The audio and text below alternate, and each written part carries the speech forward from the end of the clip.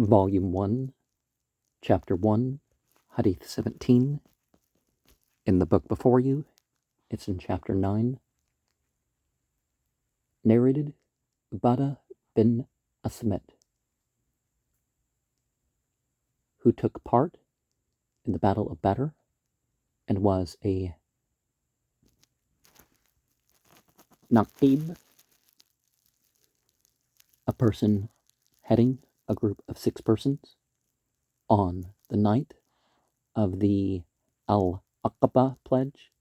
Allah's apostle said, while a group of his companions were around him, "Swear allegiance to me for 1. Not to join anything in worship along with the law, 2.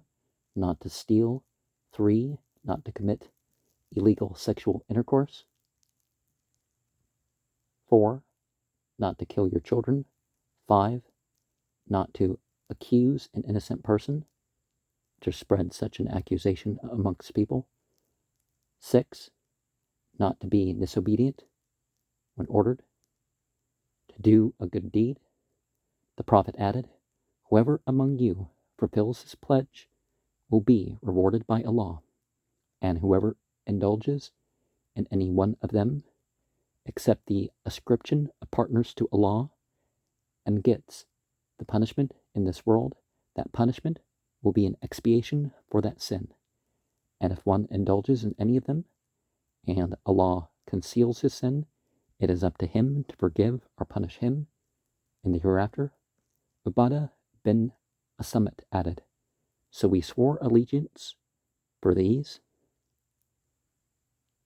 and points to Allah's apostle, or indicates that.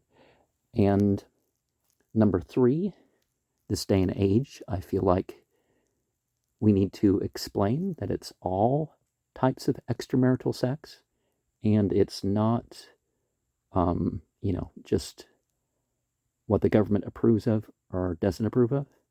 And certainly you don't pay for films or shows or whatever you want to call it that includes this stuff.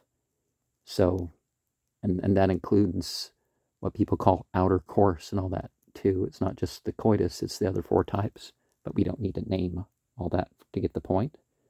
And nowadays, the killing of the children, only 6% of abortions are for other reasons than the selfishness or lack of hope regarding resources.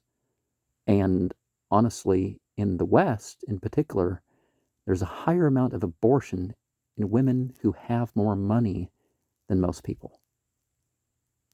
That's an interesting one, right? And also, there's a higher amount of abortion in the West when they find out it's going to be a female offspring. I mean, there's more things go into that issue, but I would say it includes that too. And there's neglect of needs and all sorts of other stuff that can be connected to that. A lot of these things open up. But there's a couple verses that we maybe should get into before we go on to the next one. Surah 48:10.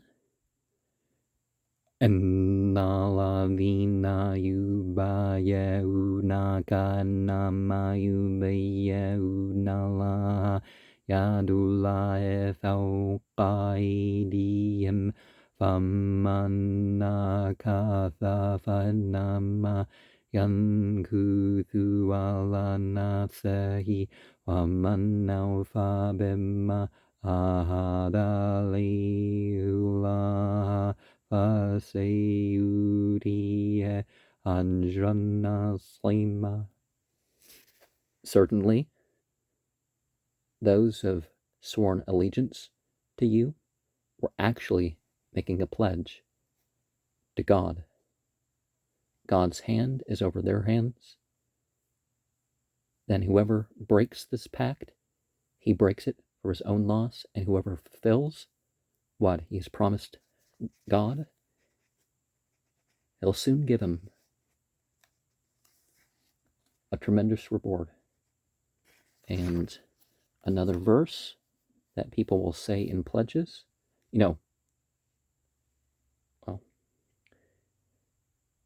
Verse 18.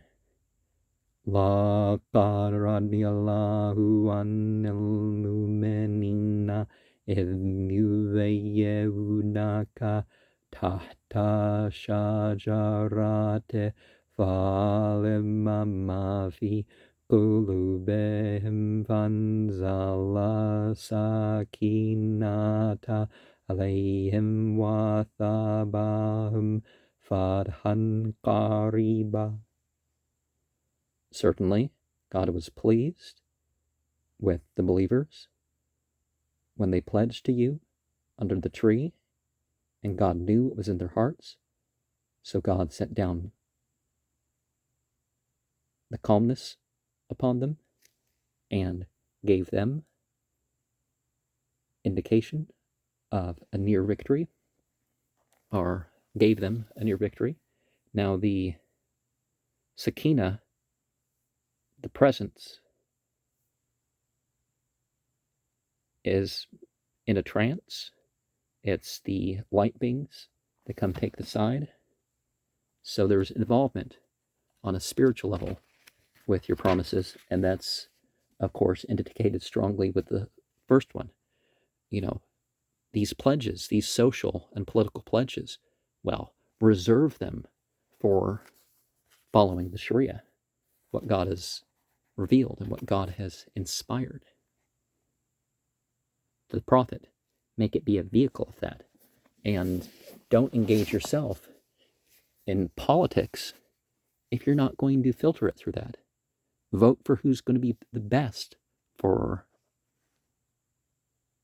practicing yourself, the religion, who's going to establish more of what's right.